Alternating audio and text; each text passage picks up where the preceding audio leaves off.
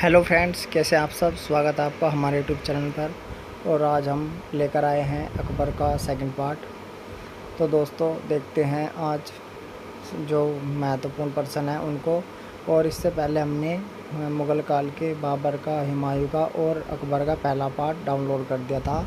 और उससे पहले हमने सल्तनत काल के जो प्रमुख शासक थे उनके भी हमने वीडियो डाउनलोड कर दिए थे। ठीक है दोस्तों, अब उसमें कुछ सल्तनत काल में रह गया है, जैसे अलाउद्दीन खिलजी। ठीक है दोस्तों, फिरोज तुगलक, इल्तुतमिश। तो उनकी भी हम दोबारा से वीडियो डालेंगे, क्योंकि उन पर वीडियो नहीं बनी है।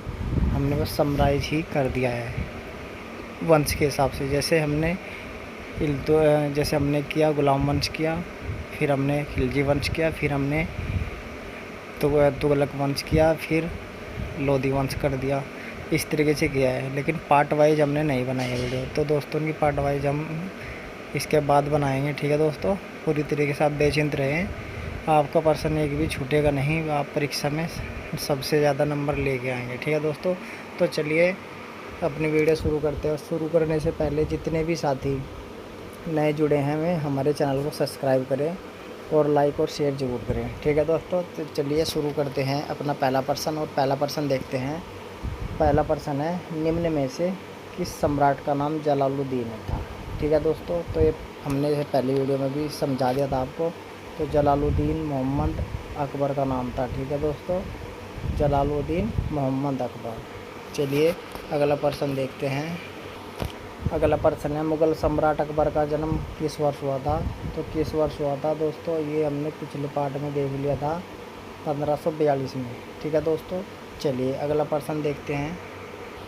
अगला प्रश्न है, निम्नलिखित में से कौन सा मुग़ल सम्राट अकबर की उपाधि है। ठीक है, मुग़ल सम्राट अकबर की उपाधि है, अब ये बताना है निम्नलिखित में से। ठीक है, अब निम्नलिखित में से तीन, एक तो है दक्षिण का सम्राट, एक है अर्श आसियानी, एक है जगदीश्वर। ठीक है दोस्तों, तो ये तीनों उपाधि अकबर की ही है। ठीक है दोस्तों, तो उसका सही जवाब क्या है, उपरोक्त सभी। ठीक है, चलिए अगला प्रश्न देखते हैं।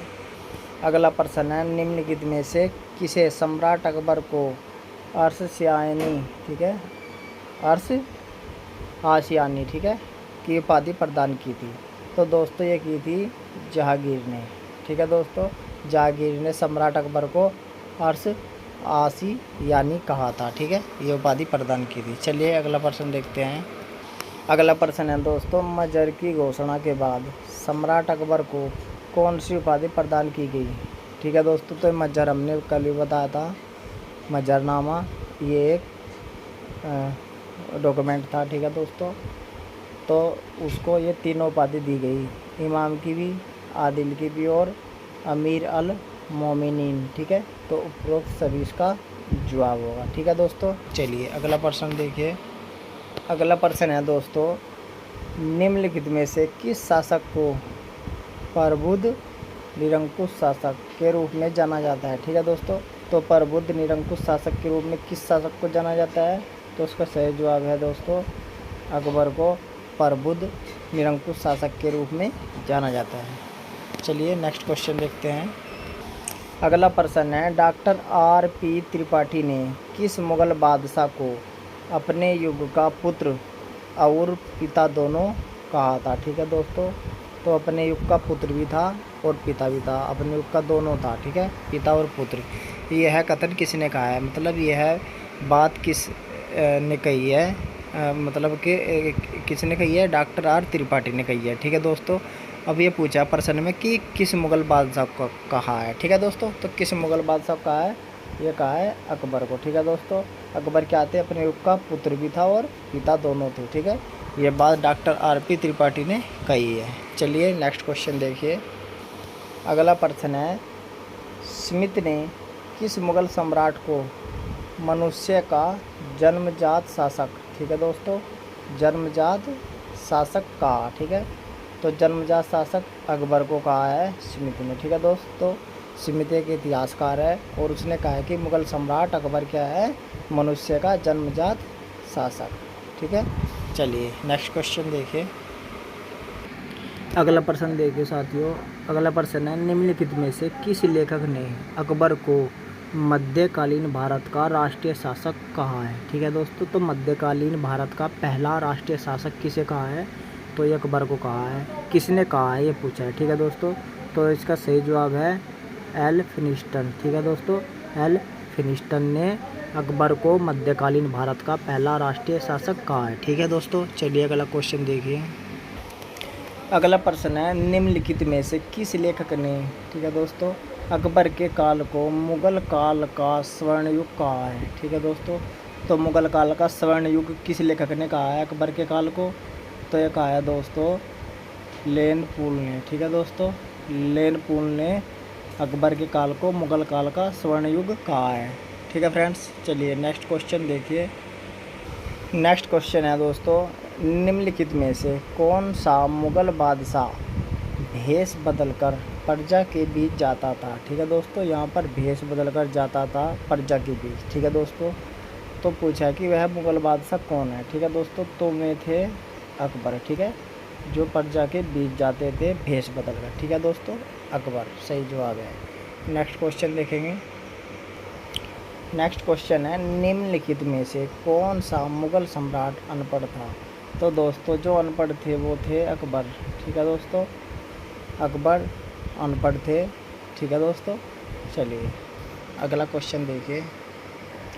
नेक्स्ट क्वेश्चन है, मुगल सम्राट अकबर का जन्म निम्नलिखित में से किस स्थान पर हुआ था? ठीक है दोस्तों, तो ये हुआ था अमरकोट में। ठीक है दोस्तों, यदि अमरकोट ना होता तब क्या होता? कलानौर। ठीक है दोस्तों, तो इसका सही जवाब है अमरकोट। ठीक है, क्योंकि अमरकोट के अंदर हुआ था, और अमरकोट किसके अंदर है? कलानौर के। ठीक है, देखिए ऐसे है, जैसे ये हो गया पंजाब। ठीक है दोस्तों, फिर पंजाब के अंदर हो गया कलानौर। ठीक है दोस्तों, कलानौर के अंदर हो गया अमरकोट। ठीक है, तो सही जवाब क्या है?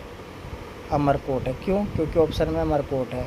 यदि अमरकोट ना होता कलानौर होता, कलानौर ना होता पंजाब होता। ठीक है दोस्तों, तो उसका सही जवाब क्या है? अमरकोट। चलिए नेक्स्ट क्वेश्चन देखिए। नेक्स्ट क्वेश्चन है, मुगल सम्राट अकबर का राज्याभिषेक कहाँ हुआ था? ठीक है दोस्तों, तो अब यहाँ पर राज्याभिषेक की बात है। ठीक है, तो राज्याभिषेक कलानौर में हुआ था। ठीक है दोस्तों, और अमरकोट में क्या हुआ था? जन्म हुआ था। ठीक है दोस्तों, और राज्याभिषेक कहाँ हुआ था? कलानौर में। ठीक है, पंजाब में है। ठीक है, ध्यान रखना है बात। चलिए आगे देखते हैं। अगला प्रश्न है, मुगल सम्राट अकबर का राज्याभिषेक कब हुआ? ये पहले भी हमने देख लिया था, पिछले जब पहला पार्ट था शायद उसमें भी हमने देख लिया था। तो ये हुआ था 1556 में। ठीक है दोस्तों, 1556 में पानीपत का द्वितीय युद्ध लड़ा था। ठीक है दोस्तों, और फिर उसने क्या किया था? गाजी की उपाधि धारण की थी। ठीक है, हाँ ये हमने पहले देख लिया था शायद, या मैंने एक्स्ट्रा इफेक्ट बताया होगा इसमें जब आया होगा। ठीक है दोस्तों, चलिए नेक्स्ट क्वेश्चन देखते हैं। नेक्स्ट क्वेश्चन है, निम्नलिखित में से किसने मुगल सम्राट अकबर का राज्याभिषेक किया था? तो दोस्तों राज्य अभिषेक किसने किया था ये पूछा है। ठीक है दोस्तों, तो राज्याभिषेक जो किया था, इसका राज्याभिषेक किया था अब्बुल कासिम ने। ठीक है दोस्तों, अब्बुल कासिम ने। ठीक है, और ये जो अब्बुल माली है, इन्होंने इसका विरोध किया था। ठीक है, राज्याभिषेक का, कि अकबर का राज्याभिषेक नहीं होना चाहिए। ठीक है, और जो बैरम खां थे, बैरम खां इसके संरक्षक थे। ठीक है दोस्तों, चलिए नेक्स्ट क्वेश्चन देखते हैं। नेक्स्ट क्वेश्चन है, निम्नलिखित में से किसने मुगल सम्राट अकबर के राज्याभिषेक का विरोध किया था? ठीक है दोस्तों, तो अभी मैंने बताया पिछले ही क्वेश्चन में, तो उसका विरोध किसने किया था? अब्बुल माली ने उसका विरोध किया था अकबर का। ठीक है दोस्तों, और अब्बुल कासिम ने उसका राज्याभिषेक किया था, बैरम खां उसके संरक्षक थे। ठीक है दोस्तों, चलिए अगला क्वेश्चन देखते हैं।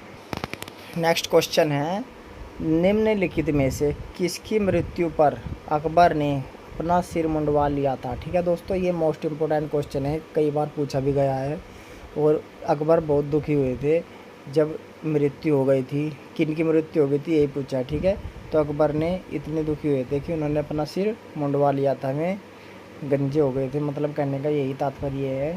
ठीक है दोस्तों, तो वह है जीजी अनंगा। ठीक है दोस्तों, जीजी अनंगा की मृत्यु पर वे इतने शोक में डूब गए थे, इतने दुखी हुए थे कि उन्होंने अपना सिर मुंडवाया था। ठीक है दोस्तों, चलिए नेक्स्ट क्वेश्चन देखते हैं। नेक्स्ट क्वेश्चन है, निम्नलिखित में से कौन अकबर का पहला जीवनी लेखक था। ठीक है दोस्तों, यहाँ बात आई है पहले जीवनी लेखक की। ठीक है, मतलब ने अकबर की पहली जीवनी लिखी थी। ठीक है दोस्तों, तो ये लिखी थी बयाजिद बयात ने। ठीक है दोस्तों, बयाजिद बयात ने। ठीक है, अब्बुल फजल ने पता ही है आपको अकबरनामा लिखी थी।